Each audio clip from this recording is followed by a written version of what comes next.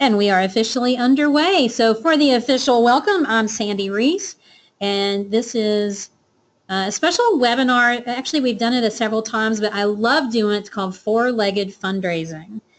How to fully fund your organization and save more lives. So it is all about, rescuing animals. So this is not something we're going to be talking about strategies for universities. We're not going to be talking about things that don't matter to you. This is all about, and specifically for organizations that are rescuing animals, and specifically the really small organizations. So if your organization is all volunteer, you're in the right place. If you have just gotten started, you're in the right place. If you're still trying to figure out how to raise money, you're in the right place.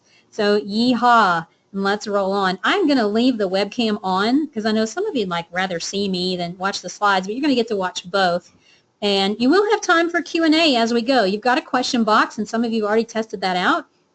You are welcome to ask questions. I'm going to keep my eye on that, and I will answer them as we go. And then I'm willing to stay on a little afterward to answer additional questions if we need to. So that's my commitment to you. And off we go. If I can get the slides to advance. There we go. So I mentioned that some of you are in the right place well, here's a few more things. If you have a big vision, and I mean, you've got something big you want to do. I was just on the phone with somebody earlier this afternoon, and it's been a small kind of out of somebody's house rescue, and now they're ready to buy land. They want to build a building.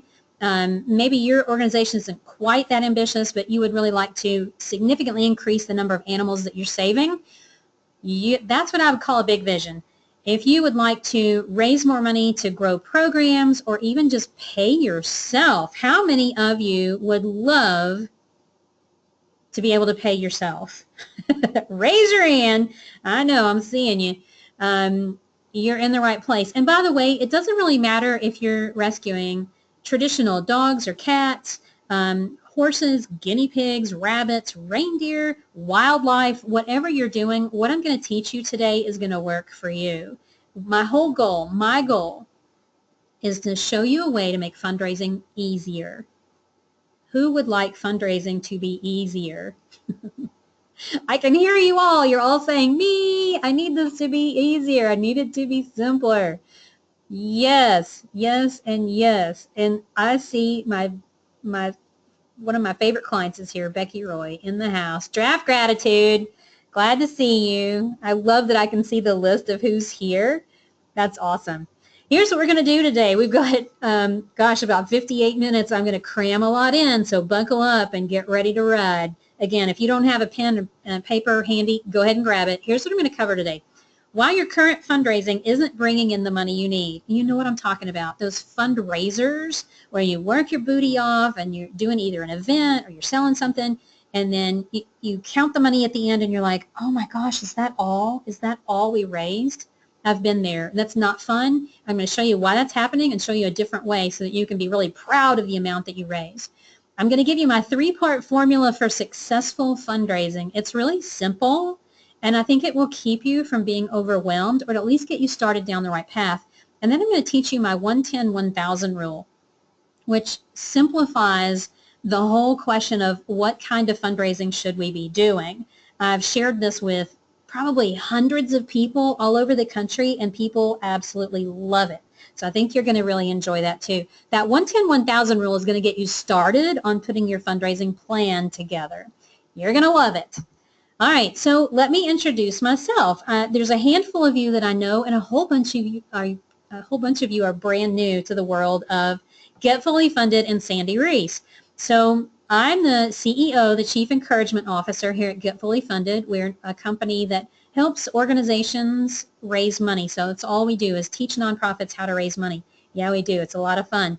So I'm the lead coach here. We do have other people who work in the company, but that's my job. Also, I'm the founder of a program called ARF Club, which is specifically for animal rescue, and I'm going to share a little bit more about that later. I'm a trainer. That's my favorite title. I love teaching people how to make fundraising easier, and sometimes we even make it easy. I'm an author. I've written several books and huge animal lover. You'll see in the picture, that's Lucy. She's one of our rescue dogs. She's actually right across the room from me, and if she wakes up later, maybe we'll let you see her live in person, Miss Lucy. Well, I thought I would show you my whole crew. This is Ginger, Cosmo, Astrid, Maggie, Lucy, and our horses, Mac, Harley, and Buddy. I really need to update this picture. We actually don't have Harley anymore. He passed. I miss him dearly, and maybe that's why I leave that picture in here, because I love him so much. I do live on a little farm in East Tennessee, so I'm very familiar with what rural fundraising looks like. If any of you are in rural areas, I get that. The town that I live in is about 5,000 people, and I've helped to raise a lot of money in a little town, so I get that. But just so you kind of know, like, this is my menagerie, this is what I live with at home.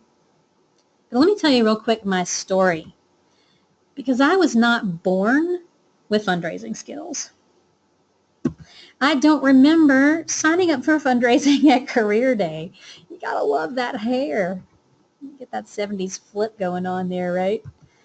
Here's where I learned it. I actually was doing marketing for a staffing company in the late 90s and had a chance to go for a tour at the local rescue mission. And I'd been supportive of the rescue mission. I'd participated in food drives, and I'd participated, by making a donation and such. And so they had this open house, and I was very curious. I'm a very curious person by nature, and I wanted to go check it out. So I did, and started asking a lot of questions. Well, how does this happen, and how does that work? And I don't really remember a whole lot about the conversation that day, but I remember a few days later I got a phone call from somebody at the mission, and they said, "Hey, would you like to join our board?" Well, I didn't have a clue what that meant. I said yes. I was excited, and very quickly figured out I was in over my head, which I think happens to a lot of board members, and that's a whole other conversation about how to work with your board members and get them excited. About a year later, there was a job that came open in their fundraising office, in their resource development office, and I looked at it and said, that's basically marketing, and I think I could do that. So I talked to the president. He and I decided I had the right skill set, so I quit my job, resigned from the board, joined the staff at the rescue mission, and I've never looked back. I love fundraising. I'm a total nerd. I'll just tell you that up front. I love figuring out how to tell the story. I love getting people involved. I've done everything, like every part of fundraising, I have done it, from events to volunteers to you name it, been there, done that. I was at the rescue mission for about a year and then moved over to the food bank, and it was an amazing 5 years that I spent there. I had a great director who basically said, go raise money, and she had the budget. I knew what I needed to do, and she just kind of got out of my way, and off I went. So I learned a lot that year. It was all on my shoulders to raise the money. I threw a lot of spaghetti at the wall. You know what I'm talking about? Where you're like, well, I don't know if this will work, but we're going to try it out and we'll see. So I did a lot of that the first year, and I learned the hard way what worked and what didn't. So I was there for 5 years, spent a year at an after-school program where we taught music lessons to kids, and then became very restless in 2005 when I decided it's really time for me to go do something else. And that's when I founded Get Fully Funded. So we are, I don't know, do the math, 12 years old this year. Gosh, the time has flown. And my whole goal through Get Fully Funded is to teach people what they need to know so they don't have to struggle like I did. That was not fun, that whole throwing spaghetti at the wall. I don't know if this is going to work. I don't know. I'm going to try. I'm going to give it my best shot. I wasted a lot of time. I mean, it was the only thing I knew to do was to test things out, but I don't want you to have to do that. I don't want you to have to struggle. I don't want you to have to suffer. So I'm going to do my best to show you some shortcuts, and that's what we're all about here, is teaching people very practical, very street smart, very proven methods of raising money. So if that sounds good to you, just go into that Q&A box and you can type in amen or yes, that's what I want. Just give me a sign that you are on board with learning some very practical, very proven methods of raising money so that you can make it less stressful, more fun, no more struggle, no more scraping for money, no more paying for it yourself. Amen. That's right. Well, I forgot to tell you, both of my grandfathers were preachers, so yeah. Okay, so today what I do is teaching people about fundraising. I also sit on the board of my local horse rescue. So you can see this picture, the brown horse on the right, that was his very first day at our house. We had just picked him up from Horse Haven. And so there's some things that I share. Sometimes I share a lot of examples from clients. I share examples from my own experience. And today I still have my hands very much into a lot of fundraising. So let's talk about fundraising. Let's talk about how do you do that? How is it possible, first of all, is it possible to fully fund your organization? Is it possible that you can raise all the money that you need to pay for everything in your budget? And I'm going to tell you, yes, it is. I've done it. I have clients who have done it. I have clients who are still doing it. Some of them may be on this webinar. It's very, very possible. So here's the first thing that I want you to get. You can write this down in your notes. When you raise more money, you can change more lives. And if you want to mark out the word change and put save, that's good too. When you raise more money, you can change more lives, right? That's the whole basis of what we do at Get Fully Funded. We are all about changing lives and saving lives, because if we're just raising money to keep on doing the same old thing you've always been doing, what's the fun in that? By the way, that's really not easy to get people excited about. Changing lives and saving lives is what your donors are going to want to support. So just get right on board with that. Some of you have come to this webinar because you have tried some fundraising and it didn't really work. And I want to give you some insight into what's going on, that your fundraising is not raising the money that you need now. So just check this out and see if any of these apply to you. Some of you are doing it backward. And here's what I mean by that. You are going out and raising money and seeing what you can do and then bringing it in and counting it and then figuring out how to spend it. And that's backwards. What you need to do instead is plan out what you want to do during the year with your programs, how many animals you want to save, how many lives you want to change, what you want to do, figure out what that's going to cost, and then go raise that money. So you want to start with the impact, not with the money. If you're starting with the money, you're doing it backwards. Okay, hopefully that makes sense. Some of you are chasing nickels and dimes. I used to keep a nickel and dime on my desk just to remind me that that's not something we want to get into. And I'll tell you what, for me, it's Buffalo Wild Wings night. So let me explain what I mean by that. At Horsehaven, we used to do a lot of these small restaurant kind of fundraisers where you hand out a flyer and people go in that night and they mention your organization's name, and then you get a percent of the proceeds from that evening, right? Some of you probably done that. Well, the problem with that is it takes a lot of work to promote those, and you don't normally get a lot back. So at Horsehaven, we would promote. The last one we did was with Buffalo Wild Wings, and there's nothing wrong with Buffalo Wild Wings. It's just that if I'm going to work really hard, I want a good ROI to go with it, right? You too? If you're going to work hard, like, let's see a lot of money come in. Well, we were promoting, and we'd get like $200. Ugh, it was very frustrating. So we stopped doing that. If you're doing fundraising activities that are only generating little bits and dribs and drabs, that's part of why you're struggling with your fundraising. So you need to think bigger. You need to use strategies that are proven. You need to do things that you know are going to bring in the kind of money that you need. So for some of you, I'm about to like really rock your boat and push you out of your comfort zone, and that's okay. Some of you are doing sole source funding, and here's what that looks like.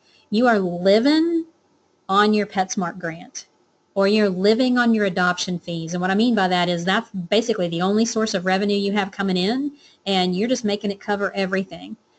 Well, because I work with a lot of groups, and I know people at PetSmart Charities, and I know people who manage the Petco grants, and I know people at Best Friends and HSUS, like I know people at all these groups, and what they tell me is they do not want to see you applying for funding from them if you are living on one revenue stream. They don't like that because it's unstable. What that means is it can keep you stuck. It limits how many animals you can help. And for some of them, they're not going to consider you for funding. They're not going to consider you for a grant if you basically have one source of revenue. So it's really important for you then to have money coming in from multiple places. In other words, it's great to have grants, and you want to have grants, plural grants, not just one, but you also need money coming in from maybe a really well-done event, or from individuals. Maybe you have a monthly giving club, and there's a lot of different things you can do, and I'm going to talk about strategies in a little bit. But for right now, I want you to really get, and you can write this in your notes, diversified funding is critical to my success.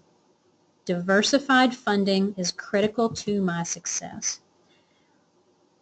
When you When you're stuck and you're doing nickels and dimes, you are what I call an underfunded organization. I want to talk to you real quick about the difference between underfunded and fully funded. An underfunded organization not only is struggling and always looking for money, they are focused on fundraisers. They are focused on like events and activities. A fully funded organization is focused on donors. They're focused on the people, not on the money. Underfunded make decisions based on what's in the bank. Fully funded makes decisions based on vision and the impact goal they're trying to reach. Underfunded live from one cash infusion to the next, so they live on the money that they just raised on fill in the blank, and that's got to last until the next thing comes in. Fully funded organizations have a steady stream of revenue all year long, so they know that there's money coming in every month. Underfunded tend to be sole source revenue. Fully funded have diversified revenue, which that's what your grant funders want to see. Let's be really clear about that. Underfunded tend to work from a poverty mentality. In other words, they think, oh, there's only so much money out there and there's too much competition and we're competing with other organizations for those dollars. That's a poverty mentality, and that's not going to support you, and it's not going to help you raise the money that you need. Fully funded organizations are committed. They're committed to doing whatever they need to do to be successful. They're not worried about what anybody else is doing. They're worried about what they're doing and how they are moving toward their goals. Underfunded just settles for whatever they get. They don't stretch, they don't reach, they don't really work after hard. They're like, well, we tried that fundraiser and all we got was this, so, well, we're just going to the next thing.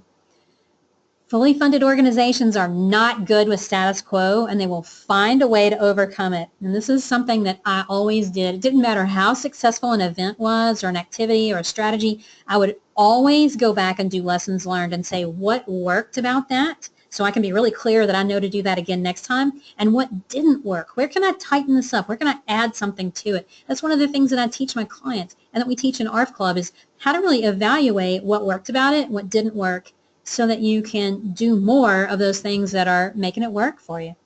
Bottom line here is underfunded organizations are all about the money. They're all about the transaction. They're all about the, just that revenue coming in. They're very focused on that. Fully funded organizations are all about the relationship and the future donations, because they know when donors are happy, they keep giving. Happy people are giving people. You can write that one down. Happy people are giving people. So we want to let go. If you're hanging on to the myth of the shoestring budget, you want to let go of that pronto. And the shoestring budget myth basically says nonprofits have to operate on a shoestring. They're not allowed to have money. I don't know who made that up, but it's prevalent through a lot of organizations, and it does not serve you. So if you're thinking, oh, well, we're supposed to use coupons, and we're supposed to settle for used furniture, and our facility is supposed to be falling down, or we're not supposed to pay our staff well, you're suffering from the myth of the shoestring budget. It's perfectly okay for you to have money and have income. It's perfectly okay for you to pay yourself well or your staff well. It's good to have an emergency fund. Becky's asking about that. What's a responsible emergency fund? Awesome to have 3 months, maybe 6 months worth of operating expenses in savings. That's perfectly okay. So if you're stuck with that shoestring budget mentality, you got to let that go. If you're thinking that all you're ever going to be able to do is those Buffalo Wild Wings nights, and that's as good as it's going to get, I'm hoping I'm going to be able to change your thinking here today, and if not, then just know that if that's what you expect, that's what you're going to get. I think it's time to do something. I love that numbers for rescue are better, but we still have a long way to go. We've got a lot of education to do. We've got a lot of animals to save. We've got a lot of things to do, and I think especially given that here in the United States, we have new leadership. It's a time of uncertainty that a lot of people they're really worried about what's going to happen, what kind of laws are going to be changed or passed. For me, I don't spend a lot of time worrying about that, because I think you and me and all the other nonprofits that are out there, I think we are the ones who can really do something. We are the ones who can change things. So I want to challenge you that it's time to raise the bar on fundraising. It is time for us to, I'm getting on my soapbox here. It is time for us to let go of the nickel and dime. It is time for us to rise to a whole new level so that we can save more lives. The end.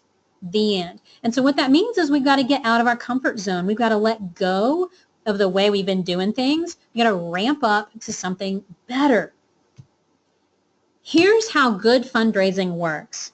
Good fundraising is donor focused. It is a partnership opportunity between your donors and you. It's transformational for the donor and it's transformational for you. It's going to change the game for you and it makes donors feel really good. So it's all about, good fundraising is all about how we make people feel. Because remember, a happy donor is a giving donor. Fundraising is not begging. It's not arm twisting. It's not about hitting people up or selling stuff. And don't get me wrong, there's a time and a place to sell things, but if you are living on your ability to sell t-shirts or candy bars or calendars or whatever, that's nickel and dime fundraising. Perfectly okay to sell something every now and again because I'm one of those people that I love my t-shirts from my favorite nonprofits, and I'm happy that I've bought them and I will wear them proudly. But you don't want to live off of those kind of proceeds. So how does good fundraising work? Well, here's the three-part fundraising success formula. You may want to write this down. You can draw it out if you want to, but definitely write down these three parts. Good fundraising is about the right people with the right message at the right time. When you talk to the right people and you say the right thing at the right time, they are going to give the end. Think about this for a second.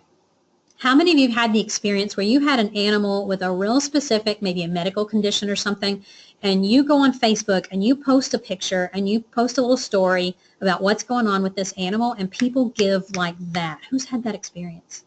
Yeah, I bet a lot of you have. I've certainly seen it at Horsehaven. I've seen it with a lot of other clients, like posting something and man, the money just comes in. Why is that? Yeah, some of you are saying like, yes, all the time. Yes, that works. Why is that? It's because you're getting in front of an audience that you know already cares. They wouldn't like your Facebook page if they didn't care about you, so it's the right people. You're sharing a picture. You're giving them a story about this animal, and you're sharing, that's basically the right message, and you're doing it at a time when the need is urgent. You're expressing a sense of urgency. You need to, you've got vet bills to pay. You've got something else that's going on. There's an urgent need, so the timing is right, and that's why they give. Rebecca was just sharing that she's posted a picture of a cat with a medical concern and had to get teeth pulled. Got the money to cover the expenses just like that. See, that's how this works. So imagine that you could do this all the time, not just when you had an animal with a specific medical condition, but if you had that kind of support all the time. How would that feel? Would that feel less stressful? Would that be happier? Could you put the fun back in fundraising at that point? Absolutely. That's where we're going today. So let's talk about these in little pieces. So part number one is about the right people. Who are the right people? Who are the people that are going to want to support you every month? I mean, to me, that's ideal. If you could build a big base of monthly givers, wouldn't that be awesome? What if you just had a base of people who gave to you 3 or 4 times a year? That'd be cool too, wouldn't it? So here's what you have to understand. Not everybody is going to support your cause. Like, who is your ideal donor? Is it the guy in the 3rd row with the Santa Claus hat? Is it the woman in the bottom row with the really pretty cobalt blue shirt? Like, who's your ideal person? Because not everybody gives to charity. And of the people who do give, not everybody supports animal causes. So we got to get smart about this. We got to use some marketing practices to really laser in on the right people. Here's some things that are likely to get in your way, and you can jot down the ones that are into play for you, and we can get rid of those. The first is the passion myth, which basically says, I'm passionate about this, so everybody should be passionate about this, and it doesn't work that way. So we have to understand everybody has their own interests and their own passion. Broad appeal works right in there with it. We think, oh man, everybody ought to care about puppies and kittens. Why isn't everybody giving? Well, listen, I had the same thing at the food bank. I thought everybody ought to care about people going hungry. But guess what? They didn't. I found a lot of people who cared, but not everybody did. So thinking that there's a broad appeal is going to get in your way and keep you stuck. Inconsistent outreach is also going to be a problem. Some of you are only letting people know that you need their support when you have a crisis. That's very inconsistent outreach. People want to know that they are on board with a successful partner. In other words, people don't want to give if they perceive your organization as like the Titanic and going down. They want to know that good things are happening too. That's why one of the things that I teach my clients in my mastermind and the ARF Club group is we've got to have consistent, relevant, meaningful communication with donors. The end. It's got to be regular. It's got to be monthly. It might be more often than that for you. It's got to really mean something to them. So this is, if you're not doing that, then that's another thing that's just getting in your way of finding the right people. Here's a trick that you can use. If you're not sure who the right people are, we want to start to identify your ideal donor, because when you know the person who is most likely to give to your organization, you can go find more just like them. What I like to do is an ideal donor profile. We do this with clients, and it's amazing what we can do with the information once we figure it out. So you're looking here at demographics and psychographics. In other words, what are the plain old facts and what are the values? So we're going to look at things like sex, age, values, what people do for fun, where they spend time with their family. Do they have a family? Where are they spending their time? Where are they spending their money? And what else? So I like to distill it down to this, because really, if you can find out what people like, or your typical donor, what is your typical donor like? What do they value? What are they interested in? Then you can use that information to go find more just like them. So for example, when I was at the food bank, through a process that was very unscientific, by the way, of just looking at our donor base, I figured out that our best donors were women. They were 55 plus. They were very active in the community. They were volunteering. They were attending church someplace. So I looked at some of this stuff and I said, where can I go find more just like them? And I thought, well, probably at women's groups at churches. And a lot of them bring in people to do programs, right? So I just started asking around, hey, does your church have a women's group and they're looking for a program? Great. I have a program I would love to come and do for you. So I did. And I went in with a hot talk and had a call to action at the end. And every single time I would go out and speak to a women's group, I would leave with a full sign-up sheet of like everybody who was there. I'd get their name and email. And some people would stick money in my hand. Some people would be giving me checks. Some people would be inviting me to speak to another group. Some people would say, I want to volunteer. Every single time. It was great. Wouldn't that be awesome if you could do the same thing? Yeah, it's going to bring you all kinds of new resources, new donors, new money, new volunteers, new opportunities. So what I want you to do is think about working through this activity of what are the demographics and psychographics of our best donors. Just think about the people who support you the best and what do they have in common. And then jot those down. And then ask yourself the big question, where can we go find more people just like this easily and in large numbers? It's all about donor acquisition. I'm ready to declare 2017 the year of donor acquisition. We've got to build the big donor base of people who love our organization. So that's what I mean about finding the right people. Let's talk about the right message. The right message is what you say that grabs people's attention and pulls them closer and makes them want to reach and get their wallet out. Here's what gets in your way. First thing is self-centeredness. If what you talk about is we, us, donors don't care. By the way, if you're not giving to another organization, you need to be, because you need to know how that feels when the organization shows up with a newsletter and they talk about their staff, their programs, their goals, their annual fund, their budget. Like you'll call me and go, oh, you're right. It's boring. It's who cares? Donors don't care about how you get things done. They care about why you get things done. You can write that one down. Donors don't care about how you get things done. They care about why you get things done, and they care about the results. So they don't care about all the programs you have. They want to know how many animals are you saving, and what does it cost you to do that, and how can I help? So we have to be really careful about the language that you're using. And that leads right to this, existence versus impact. Never ask people to support your annual fund. Never ask them to support your annual goal. They don't care. They want to support the lives that you're changing. So if you say to them, Our goal this year is to double the number of animals that we're saving. That's what they want to support. That is impact right there. That's what they can get behind, and in a big way. Also, be really careful about jargon breath. A lot of people suffer from this condition. What this looks like is everything that you send out is full of acronyms, slang, insider language, big words that nobody knows. And this is really easy to fall into this trap. I remember when I was a development director and I would go to write something, I'd be like, I want this to sound really smart.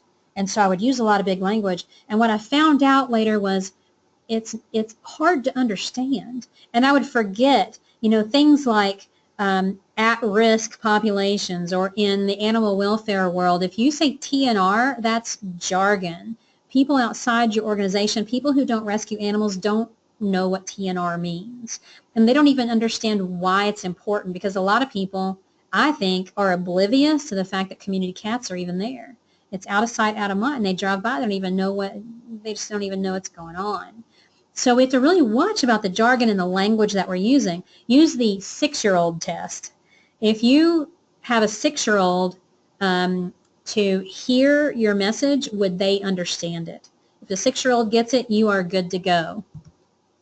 So you also want to be careful about talking too much about your organization. So let me give you a way that you can frame your messaging. This is a tool that you can use right away that's going to really help attract more of the right people into your organization. I call this who, how, story. And if we were all in the same room, I would say, repeat after me and say, who, how, story. Who, how, story. That's all you have to remember. We help who, that's the animals, the kinds of animals, whether it's senior dogs or feral cats or retired draft horses or guinea pigs or whatever it is. We help who to how. How is how their life is transformed, how their life is changed or saved. Let me tell you about story. So I give you an example of this. So at Horsehaven, we help horses, donkeys, and mules to get out of bad situations where they've been abused or neglected, and on the road to not only recovery from that, but to their own happy ending. Let me tell you about Buddy. Buddy was a quarter horse that was found running at large, which means somebody had opened the gate and let him out. He had a body score that was really, really low, which means that he didn't have a lot of muscle, and you could count his ribs from about 20 feet away. So he was in pretty bad shape. He was starving to death. Well, we took Buddy in and got him on a food program and started loving on him and grooming him. And it wasn't long before a family came along looking for a horse. They had lost one and were looking for a nice horse to add to their family, fell in love with Buddy, wound up adopting him and taking him home. That's how this works. So that's who, how, story. All right, you see that? We help who to how their life is transformed. Now, what did you notice about how I just shared that? The bulk of what I shared was the story, right? Now, if you use this framework, doesn't matter if you're using, you can use it as an elevator speech. You can use this to sort of set up an article for a newsletter or a social media post. The bulk of what you share needs to be about the story. It's not about who you are. I don't ever hear you say, oh, we're a 501c3 nonprofit and we do blah, blah, blah, blah, blah. Nobody cares about all of that, okay? You want to focus on the story. So that's a tool that you can take and use this afternoon to share something on Facebook if you want. It's all about the story. That's what people get excited about. If that's making sense to you, would you type in the Q&A box and let me know that that makes sense? Messaging is really not that hard. I think some of us make it hard. But really it's about connecting people with what they care about. And what they care about are the animals.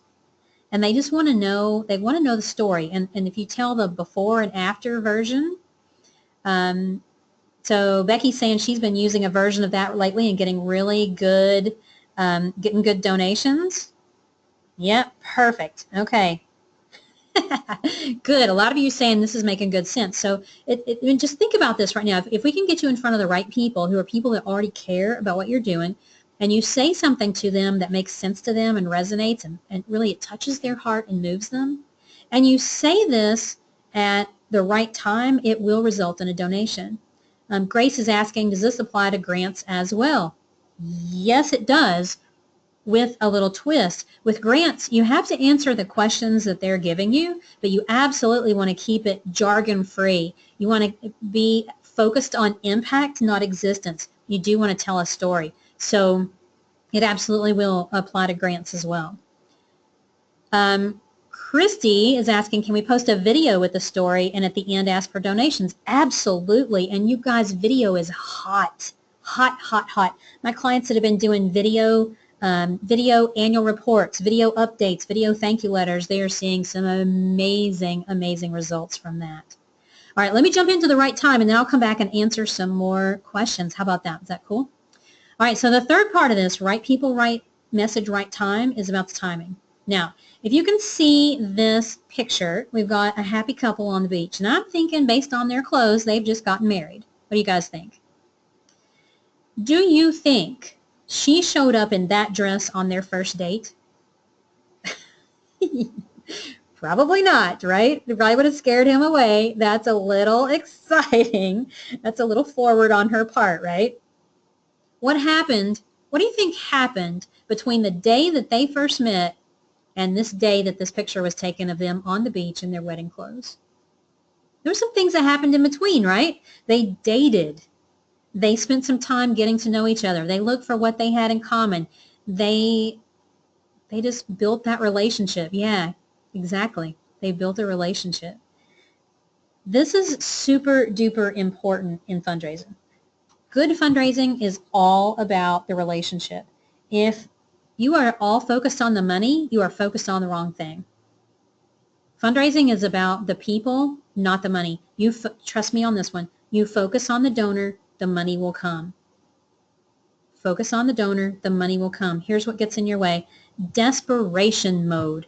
When you get to that place, and I get it, I have been with some organizations that we desperately needed money, or we were going to have to really consider letting people go or closing programs or shutting our doors. That's a scary place to be. But desperation stinks, and donors can smell it. When you're desperate, you're not going to get donations. Then there's the ick factor. How many of you, when you think you've got to ask somebody for money, you're like, oh, I feel like I've got a third arm growing out my back. It's just icky. I don't want any part of it. That sends out a vibe that people will pick up on. They'll read it, and they'll be like, I don't think I want to give because there's something weird going on over here. There's some ick that's getting in the way. The other thing is really skipping the ABCs and trying to go from, hey, I just met you, let's get married. So let's have a look at those ABCs of relationship building. So ABCs of timing, your ask. The first thing is you've got to add value. People only stay in relationships that they're getting something out of. Think about that.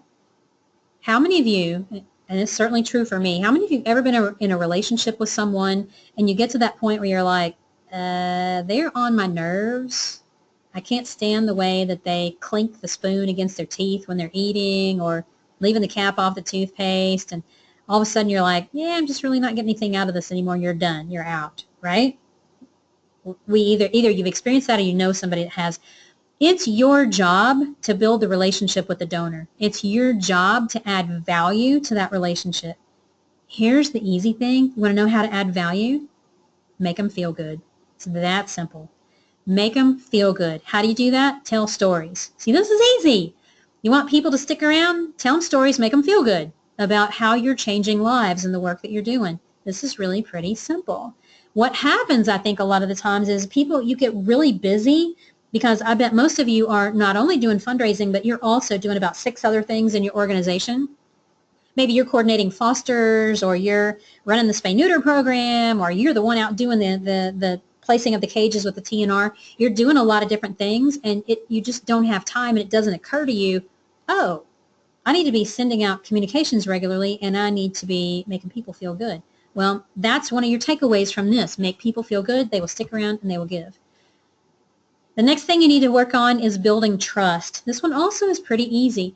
Trust takes a long time to build, and it's really easy to break. You're going to build trust by doing several things. Number one, you're going to do what you say you're going to do. If you tell people that you're going to that you're going to raise money to build a new facility and they give, they expect you to raise the rest of the money. They expect you to use their donation to build that building. So do what you said you're going to do. Report back and let people know what happened to their donation. That I think is really critical. People want to know after they gave what happened to their money and were you able to do what you said you were going to do with it. So just report back. So building trust is about transparency. It's about follow-up. It's just about making sure that people have the information that they need so that they feel really settled about their decision to give. They want to feel good. Everybody wants to feel good about the decisions that they made, right? So help people feel good, and that builds trust. Cultivating interest, that's the other thing. It's your job to keep people interested in your organization. See, nobody's going to wake up in the morning and go, I think I'm going to go see what Horsehaven is doing today. Like, no. People have so many things going on in their lives. They're not going to wake up in the morning and go seek you out to see what's going on. If you happen to show up in their Facebook feed, then yeah, they'll get it and they'll see what's going on. But it's your job to stay in front of your donors and let them know what you're doing. It's your job to cultivate that interest so that they care and want to stick around. Now, I've talked some about communications. I want to get in some real nitty-gritty here. This is another tool that you can take away that's really going to help you. It's called the 3-to-1 ratio. Write this one down in your notes, 3-to-1 ratio. You can ask as many times as you need to or want to during the year, as long as in between the asks you have 3 good, meaningful communications. So what that means is if you want to ask in February and then you're going to ask again in May, you can do that as long as between February and May you have 3 times that you're communicating with those people that make them feel good. 3 times that you're telling stories, 3 times that you're giving updates, whatever that looks like. It might look like a really warm, powerful, killer thank you letter. Maybe it's an update video. Maybe it's a newsletter that keeps them engaged and riveted the whole time and they don't get bored with it. So it's not just any communication, it's a good communication, and there's a big difference. So 3-to-1, you can ask as often as you want as long as there's 3 really hot communications in between. The problem there is that most communications are crap. They're boring, they're full of jargon, they're not interesting. I could show you stacks of stuff that I have that are just crap, and I keep them because they make good samples, frankly. Don't do this. So the key to all of this is to build trust. Relationships are based on trust, and fundraising is based on relationships. So this is what you need to do, is work on the trust. People give to nonprofits they trust. They volunteer with nonprofits they trust. They recommend nonprofits they trust. So you absolutely want to be building the trust. Jamie's asking, is there going to be a replay afterwards? Yes, there is. So you're going to be able to go back and review some of this again. So if you're having trouble keeping up and taking your notes, don't worry. You're going to get to go back and review this again. All right, so let's get into some practical tactical. I love the practical stuff. I like, if I'm going to go to a webinar, like give me something I can walk away with. I want to be able to take it back and put it into play right away, right? So I've got the 110-1000 rule that I want to share with you. It's one of the most popular things that I teach. And before I do that, I want to share with you another resource that I think could be really helpful. I've mentioned it a couple of times today. We've got a couple of people on here who are already part of the group, and that's ARF Club. So I want to just share with you for a couple of minutes about ARF Club, and then we're going to come back and I'm going to teach you the 110-1000 rule that I think you're going to really like. So ARF Club is a training coaching program that is designed specifically for animal rescue.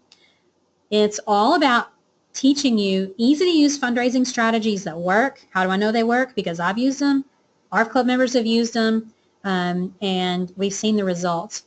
We teach you simple steps to build that loyal donor base and how to get your messaging spot on and what your communications need to look like so that you can go raise the money you need to fully fund your budget and hit your impact goal. It's that simple.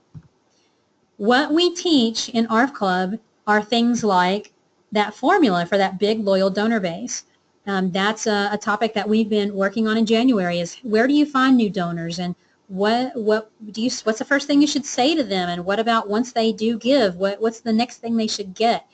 We teach how to find and get grants. Somebody was asking earlier, how do I go find grants? Well, that's one of the things we teach you in ARF Club, and we actually give you a list of foundations that you need to be approaching. You need to be checking them out. We give you a simple formula for a newsletter that donors will open, they'll read, they'll share, and they will give to. That one alone is a game changer because remember, communication is so critical to relationships. Fundraising is based on relationships. I give you a template for a sizzling appeal with record-breaking results. I give you some examples of appeals, of things that you can use, that you can basically model, and you don't have to think about it. There's some pretty hot stuff contained in ARF Club. Here's how it works. Every month, we take one topic and we go deep with it. So you get a monthly training video. It's on demand. You can watch it when you want to.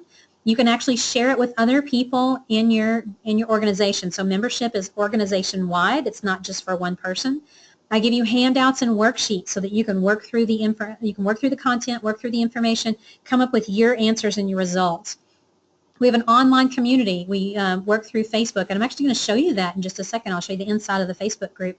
It is an active group. There's always something going on. People pop in there many times a week, and they're asking questions and getting feedback and sharing information. It is an active community. So if you've ever felt like the Lone Ranger, if you've ever felt like, gosh, I'm all by myself, nobody understands what I'm trying to do, that one piece will solve that for you because you're gonna meet all kinds of other people. They're great people. They all care about animals. They're all doing the same thing, and they will be there to cheer you on and lift you up when you're not feeling so great.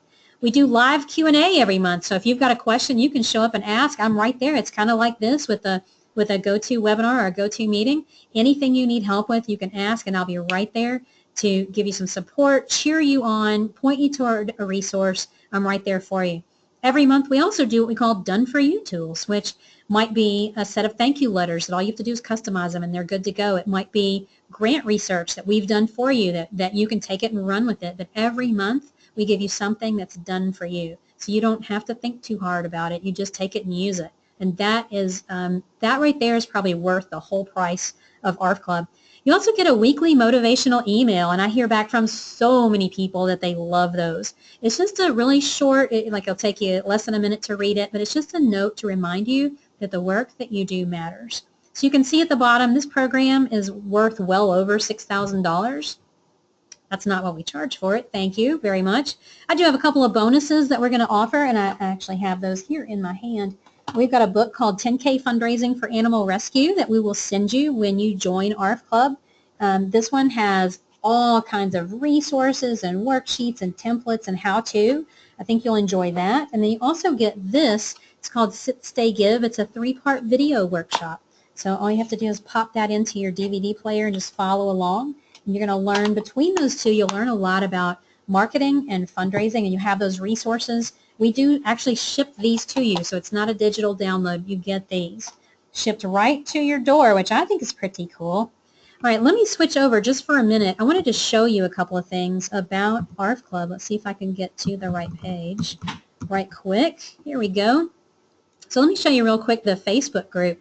This is what it looks like, and there's something going on in here everywhere. We're actually wrapping up a month of focusing on donor acquisition. So hopefully people who have been working on that are going to be reporting in soon, and we're going to give away some prizes. We do contests periodically and do give away all kinds of really cool stuff, which is fun. And then here you see that Demi's been a member for a while. What's your most successful holiday fundraisers? And then you can see that several people have joined in, and people are sharing information about that, which is very cool. Judy's asking about something other than PayPal. There's Becky. Do we have board of directors insurance? So you can see this is here we were sharing about this webinar, saying if you know somebody that needs to be there, just invite them in. Here's a sample of Becky's annual report. So there's a lot going on there. You can go in there 24/7 any day, ask a question, and get some support right then. I'll also show you sort of the behind the scenes of what it looks like when you join ARF Club. Make sure I get the right password in here. Whoops. Of course that's going to happen, right? Probably just mistyped it. There we go. So this is what it looks like in the membership portal. When you get inside, there's a little welcome video, and then you can go to ARF Club, to the ARF Club tab, and see what the current video is. And you get the link to the Facebook group. Here's the January training all about finding new donors. Here's the worksheets that you can download, and the Done For You, which is a new donor welcome kit. And you've got the date for the Q&A call there, and then the list of what's coming up next. And then you can also go to the tab and look at the past trainings, which we usually keep about the last 3 trainings in there. So if you join now, ARF Club, then you're going to get access to the December training, which was all about putting a fundraising plan together. And you'll get my fundraising plan template, which that's a really cool thing. And you can also access the November training, which was on donor acknowledgement and how to put a great thank you letter together. So you do get access to all of that stuff. If you go to, here's where you're going to want to go to get more information. Go to arfclub.com. It's going to take you to this page, arfclub.com. You can read all the detail about ARF Club. I want to scroll down and show you a couple of things that are on here. Down in this area, it'll actually show you a month-by-month list of what you're going to learn in the program, and again, exactly what you're going to get out of it, and some frequently asked questions. And here's what I wanted you to see. That we do have some testimonials from some people who have been in ARF Club, like Jeremy and Tracy, who have a guinea pig rescue in Florida. They jumped in and started using the techniques that we teach in ARF Club and raised more money in 2015 than they did in the previous 5 years combined, which was amazing. I was so stinking proud of them. You can see what Jackie has to say, and Colleen. There's Becky and Amy. And I also tell you about Jackie. Jackie joined ARF Club last spring, I think in April, and by late summer, she had completely transformed her organization and was able to go from working full-time and doing rescue on the side to quitting her job and doing rescue full-time because she was able to pay herself, which was really cool. I'm very, very proud of her. Somebody's asking, how much is it? It is $47 a month. It is incredibly affordable.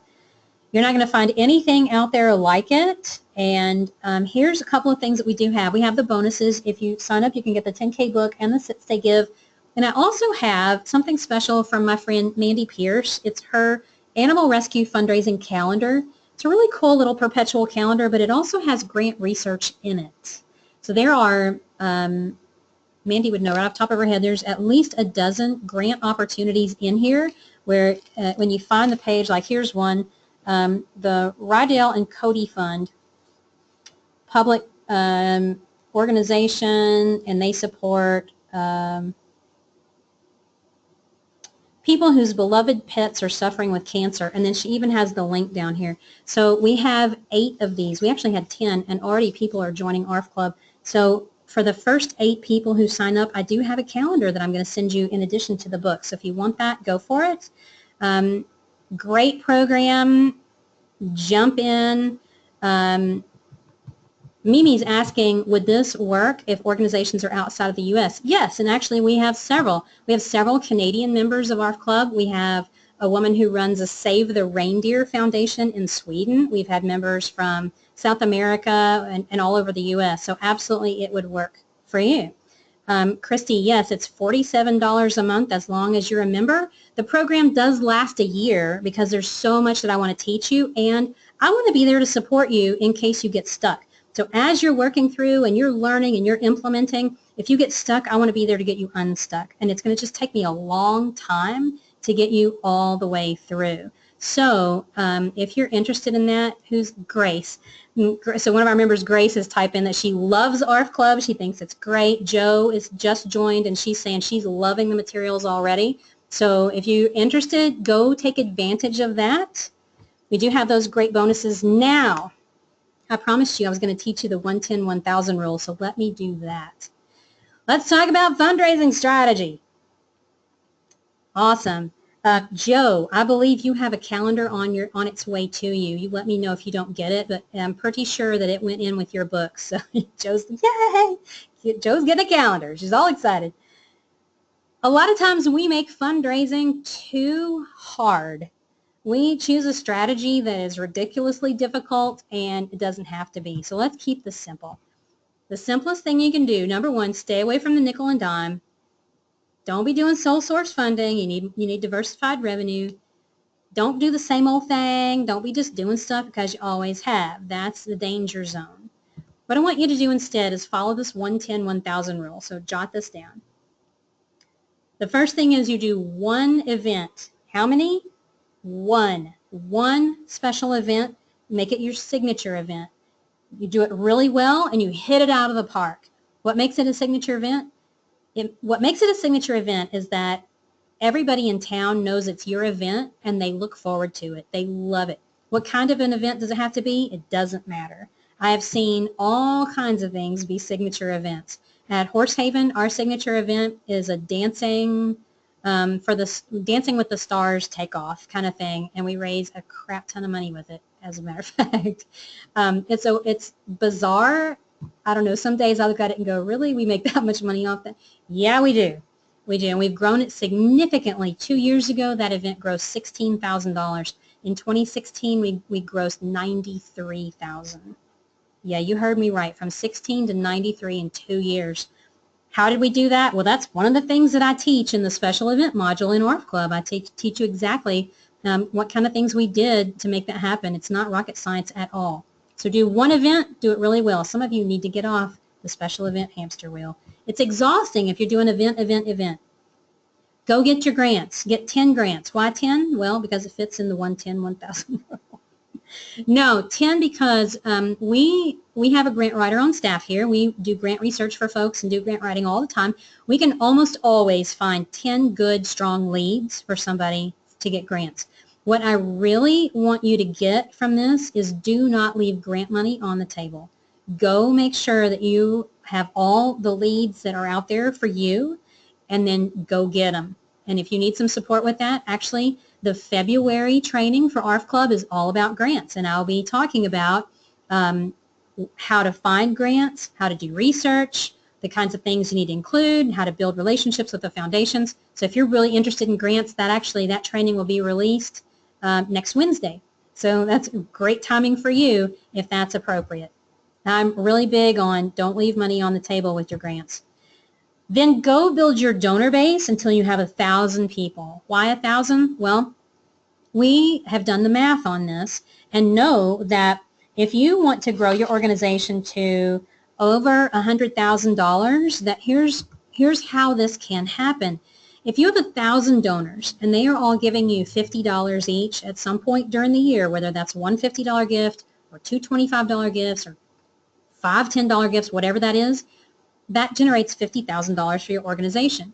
You should be able to do a signature event and make $25,000 off of it. If you're not sure how to do that, then the special event module is where I'm going to teach you that. You should be able to go find grants and get $25,000 worth of grants. Or maybe this flexes a little bit for you. Maybe you do $60,000 with individuals and 15 with grants. It flexes a little bit, but you should be able to do this. We have, like I said, we've done the math. I've figured it out. Even if you're an all-volunteer organization, you can do some combination of these things that will work for you. That's why it's 110-1000, so we can get you over that six-figure mark, because that's when you really can start to get some traction. That's what I'm talking about with raising the bar on the fundraising. Like, let's let go of these $20 here and $200 there. Let's really work on what would it take for you to do a special event and do $25,000 with it. Because now we're talking, now you can make a significant difference. Now you can really save more lives. And that's what this is all about, right? Right. So now what? You have gotten some great stuff today. I would love to see your note sheets, because I bet for a lot of you, you have a lot of things jotted down. We have talked about a lot of stuff. I've talked to you about why you may be stuck with your fundraising and how good fundraising works. We talked about getting in front of the right people and who that is and how to find them and how to create an ideal donor profile. We talked about the right messaging and that you can't get all hung up in the jargon and the acronyms, and I taught you how to use who, how, story. And then we looked at timing and that you don't want to get married on the first date, and we looked at the ABCs of creating that relationship. And we looked at the 3-to-1 ratio. We've looked at a lot of stuff today. So now what? Of course, I'd love for you to come join ARF Club, but if you don't, take this back, go set some goals, get a written plan in place. That's important. Get some board buy-in, and then get busy. Go raise more money than what you have raised before. Because just imagine, it doesn't matter if you're saving horses or dogs or cats or something else. Imagine if it wasn't a struggle to bring money in. Imagine if you didn't have to say no.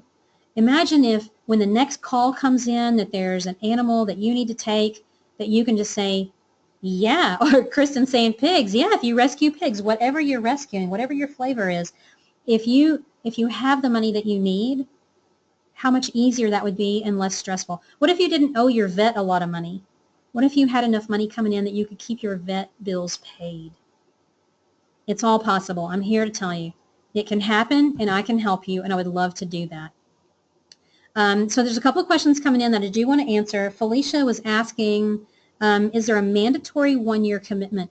We do ask you to commit to the one-year program, but we also have a trial. If you want to just test the waters, you can join, check it out for a month. If at the end of the month you think this is really not for me, then you let us know. We cancel your membership. All you've paid is the first month. You don't owe anything else. So you do get a chance to kind of test it out. Mandy is saying she's joined. Yay, Mandy, welcome aboard. Laura says she's heading in to join right now. Awesome. Becky, I think we have multiple Becky. So Becky was asking, is it $47 a month per organization or per person? It's per organization. So Becky, what's going to happen is after you join, of course, there's a lot of things that we're going to send you, but one of the emails you're going to get is going to have a link in it for you to add anybody else from your organization that you would like to have access to the ARF Club materials. And so they're going to automatically be tagged in our system that they are also a member of ARF Club with your organization, and they can have access to everything that you do. I do that for a couple of reasons. One is because I know that if you learn this stuff and you have to go back and teach other people, that's going to be hard on you. And you're not going to enjoy it, they're not going to enjoy it. So it just makes it easier, and your success chances go up if 2 or 3 of you in the same organization are hearing the same thing. So that's why I open it up and make it organization. So it's $47 for the whole organization, $47 a month, and you can put 3 or 4 people in, whatever you'd like to do. Do we provide you, Christy's asking, do we provide you with websites with grant opportunities? As a matter of fact, we do. Next month in February, when we talk about grants, the done for you is grant research, and we will give you a sheet that has, I forget how many grants are on there. Is it 8 or 10? Yeah, like 8 or 10 foundations and the kinds of things that they want to fund. Now think about this. So if you are really interested in grants and you go watch the training and you grab that done for you, and you find one that you're like, oh, this looks good, you can come back into the Facebook group and ask questions. You can go to the Q&A call and ask questions. You can say to me, Sandy, so we're looking at the Petco Foundation and we're thinking about asking for this. What do you think about that? What should we be thinking about in terms of our application? How should we describe our program? What about this? What about that? You can even bring samples of stuff that you've created and share them in either the Q&A call or the Facebook group and say, I would like some feedback on this. What do you guys think? And other members will come and have a look at it for you and give you their feedback. I'll come and give you my feedback. If I need to, I'll pull in Susan, our grant writer, and we'll get you her feedback. So you have access to a lot of resources with ARF Club. Let's see. All right, Selena's saying she's a volunteer, needs to forward this to her fundraiser. So Selena, I'm going to be sending you the recording afterward, and you can send them this, and I'll also send you some information, some resources for ARF Club so that you can share that out. Sorry, excuse me. ARF Club is an organization-wide membership, so you can have multiple people. I know some of you are like really excited about that. Alicia, having difficult time finding grants for wildlife. Yeah, that's one that we might be able to ask around and see if there's somebody else in ARF Club that knows of a wildlife foundation. I might also ask Susan if she knows of one because she's done a lot of research for a lot of people, so I bet we could find you a couple of good ones. Kathy is asking, can you sign up at any time during the year or just this month? No, we have rolling enrollment for ARF Club. That's what we call it. So you can actually sign up at any time during the year. If you sign up today, you are going to get the bonuses. You do get, if I can pick them up, you do get the DVD set and the book. So if you're interested in getting those, and these sell for, I think, $97 on our website. We've actually sold several of them lately. You get that free if you sign up, and I'm not sure how we're doing on registrations just yet, but they're gone. Okay, so sorry, the calendars are all gone and spoken for. Now I feel like I'm on QVC. How's that diamond ring going? They're sold out? Okay, they're all sold out. All right, so the calendars are gone, but you can, Kathy, if this is not the right time for you to sign up, you can sign up at any time during the year. So that's perfectly okay. Let's see. Is there anything else? Shannon, I hope you found it. She just wanted to join.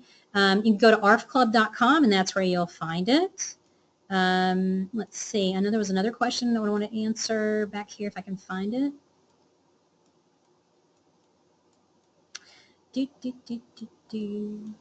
Jonna is asking, do you have to be a subscriber to become a member of the Facebook page? Yes. You have to be ARF Club member in order to access that members-only Facebook group. And one reason is because there's so much value in that. There's a lot of good content. There's a lot of good sharing that goes on. And we want to keep that for members only. All right, so looks like that was all of those questions. Let me just go see if there's anything else. So Tracy's asking, do you only get the book and CD by joining today? January 31st. So you've got until next Tuesday. So you've got a week to sign up to get the book and the DVD. Let's see. Somebody else was asking a question. Joe is asking, after the year of membership, are we taken off the Facebook page? As long as you're a member, you get to stay in. When your membership, either when you cancel it or it's over, whatever, then yeah, we kick you out. So everybody who's in there is a current member of the Facebook of ARF Club. And Christina is asking, can multiple members of the organization join the Facebook page? Absolutely. So when you join, it's organization-wide, and you're going to get an email where you can tell us who else in your organization is going to be a member, and they will all get access to the Facebook group, and they will all get access to that members-only website. So yeah, you can do that. Yes, so Amy, yes, Amy, you can share. Christy, I'll have to go look and see if you got a calendar. I'm pretty excited. I can't wait to go see who all has signed up. That's exciting. And Mimi, we're going to send everybody out the recording from today, so you will have access to that, and you can share that with other people in your organization. I know that sometimes you got to get like somebody else's buy-in before you can do something like this. So if you do want to share that with someone else in your organization, you're welcome to do that. If you have specific questions, I want you to feel free to call my office, and you can talk to me or one of my team, and we'll be happy to chat with you about that. Let's see. Kristen is asking, do your principles and grant research apply to farm animal rescues as well? Yes, they will. Yes, they will. So the things that might be different for you, Kristen, is the grant opportunities may be a little bit different. You may have access to some that others don't. Others may have access to some that you don't. But the principles of let's go find the right donors, let's refine your messaging, let's make sure that you're building those relationships, absolutely, that's all still going to be spot on. Leslie wants to know, can you join in May and go to the next May? Yes, you can. It absolutely, it's a rolling enrollment, so you can hop on the merry-go-round whenever it works for you. Yes, Shannon, absolutely go check with your board. You don't have to do it today. If you want those bonuses, then join before next Tuesday and you'll be able to get those. All right, Barbara says she's in. Awesome. Congratulations. I'm so excited, all of you that are joining in.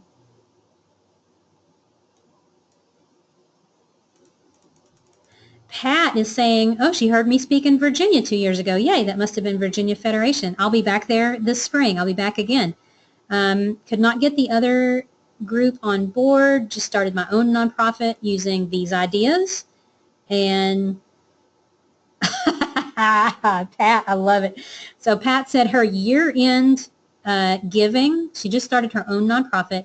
Her year-end donations are going to carry her through the first 3 months of this year. Excellent, excellent. Well, Pat, come join ARF Club and we will get you around all the rest of it. Christina is asking, does it automatically renew after a year? No, it doesn't. We will send you an email and say, hey, do you want to go around again? If you're done, that's fine. Some people do it for a year and they're done, and some people come back and come back and come back, and you're welcome to do that. All right. Looks like that's the end of the questions, and it's about 10 after. So I'll tell you what, if there's anything else you want to know, whether it's about ARF Club or if you want to know about something specifically about fundraising, go ahead and type that in. So we'll just do sort of a last call for questions here. And I'll say thank you for all of you who have stuck around all the way to the end. I'm excited. I love it when that happens.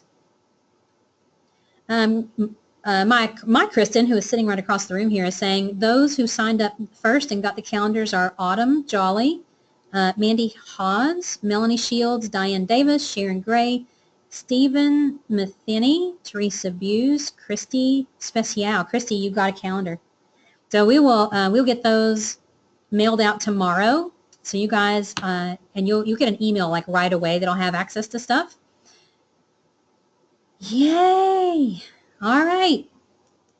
Yes, and about as soon as we're done, I will get the video compiled, and then we'll send out the replay, and we'll have the slides with that and all that sort of thing. Becky is saying she loved it and signing up for ARF Club. Awesome. Awesome. Amy, look for the slides. I will send those to you. Dawn, so glad that you got great stuff today. Julie didn't get a calendar. So I'll tell you what I will do. I'll tell you guys, if you didn't get one, where you can get them. I'll tell you where you can get the calendar if you weren't one of the first 8.